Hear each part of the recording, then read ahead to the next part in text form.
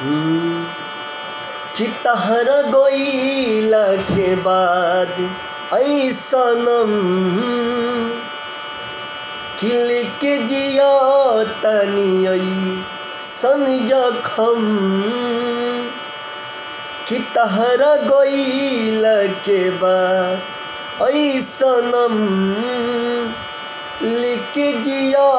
तनी ऐसन जखम कि का तू सोचा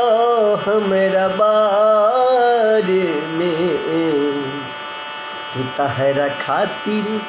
कौनो मोइल न रहे ई प्यार काल्हे परिसो कि कइल न रही भुला गइलू वैसे जैसे भइल न रही ई प्यार